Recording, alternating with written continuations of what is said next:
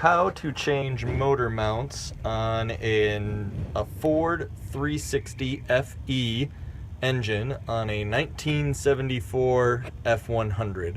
The FE motor mounts are all pretty much the same. The 360 and the 390 is pretty much the same. What you're looking at right now is the back of the engine. I don't have a transmission in here, which makes this easier and makes it a good opportunity to make a video. So real quick, I've already done the right motor mount. You can see that is a brand spanking new pretty motor mount on the old bracket that goes to the frame. Let's start by saying this is not a 30-minute job in your driveway. If everything's perfect, yeah, it is a 30-minute job, and people in forums will be like, oh yeah, you can do it real quick. I'm just gonna tell you right now, bullshit. If you have an old truck and it hasn't been maintained properly and it has old motor mounts, this is a long, difficult, multi-hour, multi-day job. So I'm going to show you how I'm doing it in my driveway without a cherry picker. This is not safe, it's not the right way to do it, but if you're looking for a way to change your own motor mounts and you have the time and you feel like doing it, you can follow along with me. So I'm going to be changing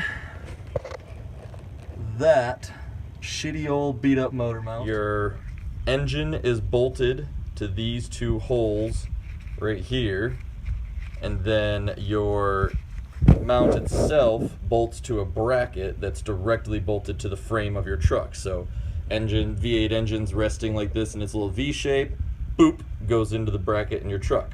Cool, great. So all you gotta do is, not necessarily the best method, but remove everything that's gonna get in the way, jack up one side of the engine so that the whole engine comes up in its cradle. One mount stays in its cradle over here while the other mount comes out of its cradle, and you can change out the mount. So you can see it's just a recessed bolt hole. And you just stick your socket down in there. It's a little bit of a tight space, but once you get it up about 3 or 4 inches, no problem. Yeah, right. I'm gonna tell you right now, an old motor mount that's been on a truck for God's only know how long looks something like this, minus all these Dremel marks you see. So as you can see the difference, new motor mount, it's nice and square. Old motor mount has shifted over years and years and years of use. Now, that's pretty normal for a motor mount to do. Sorry, for all of you anal retentive people, engine mounts. Anyway, that's pretty normal for an engine mount to do. You can see it's actually closed the gap right there that exists on this brand new mount. Well, when it does that, that means this bolt hole is no longer a straight shot down to the bolt. So, if you're not using a cherry picker and pulling the whole engine out, that means you have about 3 inches of space to get a socket on sideways onto a bolt. And I'm going to tell you right now, there comes a point where you cannot physically put the same 2 different pieces of metal into the same space. Excuse me. So I just spent the past about 3 hours dremeling the walls here, and then to get the bottom bolt out, since I was working mostly from the top of the truck through underneath the hood, I actually cut off the bolt that attaches it to the frame as well so that I could get better access to this one, and dremeling out that so that I could get the socket in just enough to start loosening both of them, and then once I got them loose, then I hammered it backwards to get a straight shot down.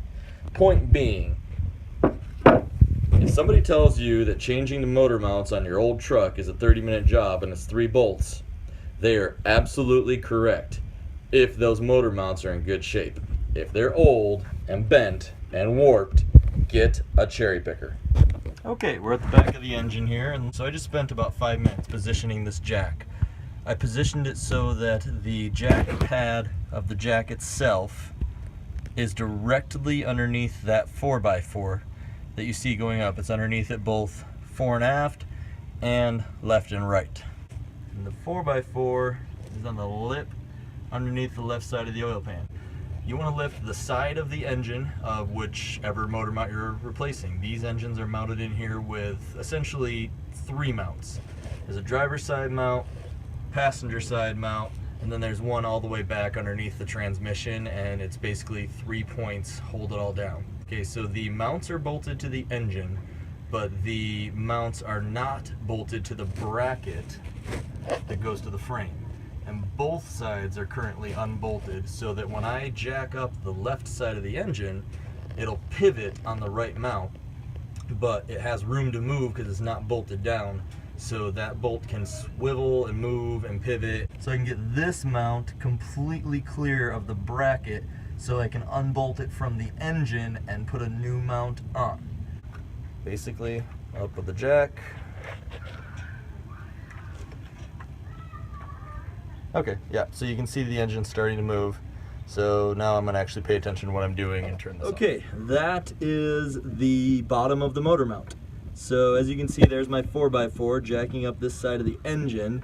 That stud you see sticking out was what was going through the bracket. You're looking mostly at the bracket in the bottom half of the screen and the motor mount in the top third of the screen. So now there are two bolts recessed in the motor mount. You can kind of see the half cutout there in the very foreground of the screen. I gotta get a socket in there and try to remove it. Time for show and tell, and I'm pretty excited. So I have both of the old motor mounts. So you'll really be able to see what I'm talking about. This is the one from the passenger side. Okay, so interesting story. This is the correct part number for the passenger side, and it was mounted, to my knowledge, backwards. Technical drawing from an old Ford F100, and it showed me that on that diagram, the motor mounts are mounted so that this open rubber side, you see how these other three sides have a metal plate? The open rubber side faces forward. Well, this one was mounted with the rubber facing to the rear of the truck. I don't know if that's what caused it to slip and slide, but you can see where I dremeled the shit out of it. I spent 2-3 hours dremeling all around this thing to get enough space to get a socket down there to start loosening these two so that I could then shift it around. It's such a pain in the ass. Which is why I said this is not a half-hour job. Well, this is the right side motor mount, so interesting. I told you this is the correct part number and it was mounted backwards, to my knowledge. This one's the wrong part number, but it was mounted forwards. So whoever did these motor mounts last time, probably decades ago, didn't know what they were doing. I don't necessarily know what I'm doing, but I know enough to use the right part numbers and to mount them facing the way the drawing showed me. But the bolt holes are straight down. I took this thing off in less than 5 minutes. It was amazing. After this torturous 3-hour job, 5 minutes. I love it. So the right, if you buy the Anchor brand motor mounts, which is what you're going to pick up at O'Reilly or someplace like that, the right motor mount is $22.89. That's the passenger one. The left motor mount, the driver's side, is $22.90. I assume the difference in part number is probably the position of this stud, because they pretty much look identical, but the stud is probably just a little bit off depending on which side of the engine's going on. Point being, use the right damn part numbers. Don't put the wrong part on the right way. Sorry, the wrong part on the right way and the right part on the wrong way. Just use the right part numbers and put them on the right way. Rubber metal mount on the engine. My manual said engine vibration absorbers or dampers or something like that. I don't know what Ford calls a motor mount or an engine mount, but this is the only thing I can think of that dampens vibration, and it's a pretty hefty bolt. So, 70 to 90 foot-pounds. I'm putting them on at 80 foot-pounds, splitting the difference. I did the other one like this. It went on just fine. I didn't feel any stripping in the head of the bolt. So take that for what it's worth. If you don't want to put a torque wrench on yours and you just want to German torque it good and tight, feel free. But if you're curious, I'm going with 80 foot-pounds. So if you thought raising it up was sketchy as hell, you're gonna love lowering it back down. So in a moment, I'll show you that the mount doesn't perfectly line up after you get it back in. You just put a new motor mount in. It's actually where it's supposed to be, not where it used to be. So this is the concept. The left jack is the one we actually originally used to tilt the engine. That's the one that's holding the engine up right now. The right jack we're using right now, and it's barely got some weight on it, and we're going to try to tilt the engine level, and then both jacks will come down the bolt into the bracket again. So we already did this on the right motor mount, so we know it works. It's just not super easy. You're not going to see much video of it because we really have to concentrate when we do this. Not particularly dangerous. Both motor mounts are on right now. If something should happen and the jacks are collapse or whatever, then the engine would just kind of land on its cradles unaligned and we'd have to jack it back up. But it's a little difficult, and I'll show you what I'm doing up above. I am taking a crowbar and I'm trying to get that bolt into the hole. You can barely see the hole. There it is. So I got this crowbar here. I'm going to wedge it into the space between the new motor mount and the bracket, and I'm going to kind of maneuver the engine a bit while I guide my gal on which jack to lower. So, you know, I'll tell her to raise one to tilt it one way, lower one to tilt it another way, and we'll guide it in. It's not super easy, but we did it once. We know what we're doing, kind of.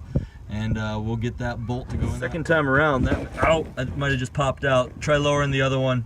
Sorry. So second time around, that maneuver actually went really well. But, oh yeah, there you go. Okay, now lower the big one. We already got lined up in like no time at all. So I'm guiding her through lowering the big one, lowering the little one. And it's already lined up and she's putting it in. See, there it is. Beautiful. Alright, lowering the other one. Great job. This is my awesome helper who's totally willing to get underneath the truck and lower jack stands for me as the truck comes down on her head. Okay, for the last little bit of this, that is the nut and washer that goes on the stud that is built into, that is captured into the engine mount. Oh, by the way, if you're curious, this is an 11/16, and the bolts that actually bolt the mount to the engine are 5/8, since you probably can't really see them when you do this job yourself. It's kind of nice to know that those are 5/8. But these are 11/16, I'm going to put them on at 80 foot-pounds, just like the other one. As I stated earlier, this thing only has 2 engine mounts, one on the left, one on the right, and then the third mounting point is actually the transmission. And there you have it. So the 2 brand new engine mounts, motor mounts, what do you want to call them? And I've supported the rear on this wood stool thing I've borrowed from a neighbor, and a couple of 4x4s that happened to wedge in there. It raised the engine up all of about 1/4 of an inch when I put that 4x4 under there and kind of kicked it in place. So that's pretty nice. It takes, orients the engine probably about where it would be if a transmission was on it, and everything's supported and safe. And I managed to change out the motor mounts, and well, you can too. I'll tell you this. This is my first time ever doing this. I just got the instructions out of a Haynes Manual, figured some stuff out, and after I completed the right one successfully, I decided to make this video for this left one so that you too could benefit from the knowledge I gained. Hope that helps.